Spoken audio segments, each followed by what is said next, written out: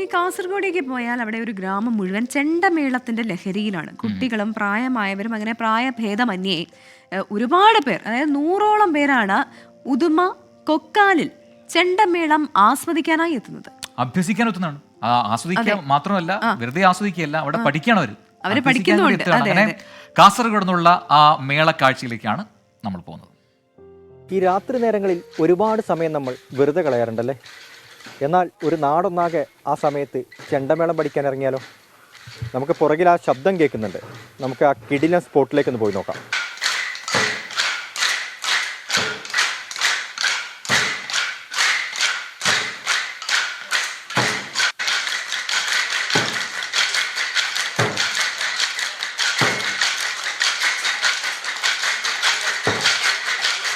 അവധി ദിനങ്ങൾ മേളങ്ങൾ കൊണ്ട് ആഘോഷമാക്കുന്നവർ. 8 വർഷത്തെ ഇടവേളയ്ക്ക് ശേഷം ഇത് 2ാം തവണയാണ് ചെണ്ടമേളം അഭ്യസിക്കാൻ ഒരു ഗ്രാമം തയ്യാറെടുത്തത്.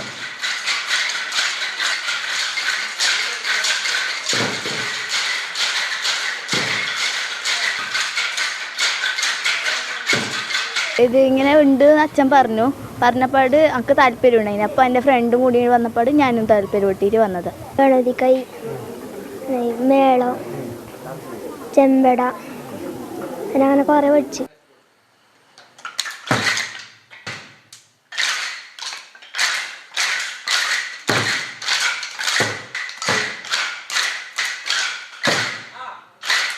ചെറുതിലെ പഠിക്കണമെന്നുണ്ടായിരുന്നു. സ്കൂളിലെല്ലാം പഠിക്കുന്ന സമയത്ത് യൂത്ത് ഫെസ്റ്റിവലിൽ കൊട്ടാൻ ശ്രമിച്ചിട്ടുണ്ട്, പക്ഷെ നടന്നിട്ടില്ല.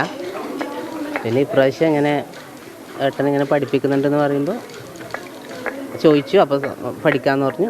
അങ്ങനെ മക്കളെയും കൊണ്ട് വന്നതാണ്. ഉദുമ കൊക്കാലിൽ രാത്രി 7 മണിക്ക് തുടങ്ങുന്ന വേറിട്ട കാഴ്ചയാണിത്. ഷൺമുഖ ആർട്സ് ആൻഡ് സ്പോർട്സ് ക്ലബിൻ്റെ നേതൃത്വത്തിലാണ് ഈ പരിശീലനം.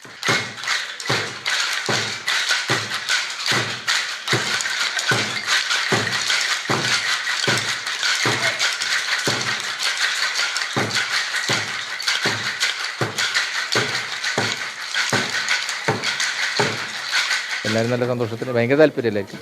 കുട്ടികൾക്കായാലും അമ്മമാർക്കായാലും മറ്റേ കുറേ സർക്കാർ ഉദ്യോഗസ്ഥന്മാരുണ്ട്, കൂലിപ്പണിക്ക് പോകുന്നവരുണ്ട്, അങ്ങനെ എല്ലാ വിഭാഗമുണ്ട്. പിന്നെ എല്ലാം സ്കൂളിൽ പഠിക്കുന്ന കുട്ടികളാണ്. അവർ വിദ്യാഭ്യാസത്തിന് യാതൊരു ബുദ്ധിമുട്ടുണ്ടാകാൻ പാടില്ല. അതല്ലേ നമുക്ക് മുൻഗണന കൊടുക്കേണ്ടത്. അതിന് ശേഷം അതിൻ്റെ ഇടയ്ക്ക് ഇത് ഒരു കല എന്ന രൂപത്തിൽ.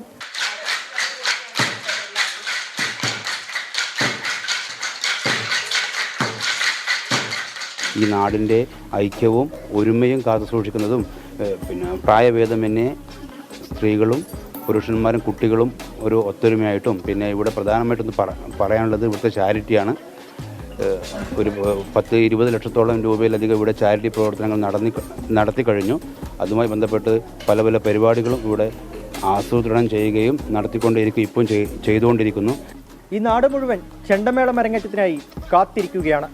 സ്ത്രീകളും കുട്ടികളും ഉൾപ്പെടെയുള്ളവർ കൊട്ടിക്കയറുന്ന ആ ദിവസം കൊക്കാലുകാർക്കൊരു ആഘോഷമാകും. ഉദുമയിൽ നിന്ന് അരുൺ പാറക്കൽ, 24. എന്ത് രസമാണല്ലേ, ഒരു നാടാകെ ചെണ്ടമേളം പഠിക്കാനായി എത്തുന്നു. അവിടുത്തെ പ്രായഭേദമന്യേ കുട്ടികൾ, ഇപ്പം മുതിർന്നവർക്കൊപ്പം അവർക്ക് ആ കല അഭ്യസിക്കാൻ പറ്റുന്നു. അതൊക്കെ നല്ല രസമുള്ള കാര്യമാണ്. എനിക്ക് തോന്നുന്നു ഈ കാസർഗോഡ്, കണ്ണൂർ ആ ഭാഗങ്ങളിലൊക്കെ ഈ പറയുന്ന ഒരുപാട് ടീമുകളുണ്ട്, ഇങ്ങനെ വാദ്യ സംഘങ്ങളുണ്ട്. അവരൊക്കെ ഇങ്ങനെ ഓരോ സീസണിലും പുതിയ ഒരുപാട് പേരെ പഠിപ്പിച്ച് ഇറക്കാറുണ്ട്. അവർ അരങ്ങേറ്റം ഇതിന് ഗംഭീരമായിട്ട് അവർ നടത്താറുമുണ്ട്. എനിക്ക് തോന്നുന്നു ആ സൈഡൊക്കെ കുറച്ചും കൂടി, ഈ സൈഡ് ഇങ്ങോട്ടേക്ക് തെക്കോട്ടില്ല എന്നല്ല, പക്ഷേ വടക്കോട്ട് കുറച്ചും കൂടി ഇതിനൊക്കെ ഒരു പ്രോത്സാഹനം കൂടുതലാണ്. അവിടെ കുറച്ചും കൂടി ഇതിനെ ആസ്വദിക്കുന്ന ആളുകളുടെ കുഴപ്പമില്ല, ഞാൻ കോട്ടയംകാരി, അപ്പൊ എനിക്ക് പറയാലോ.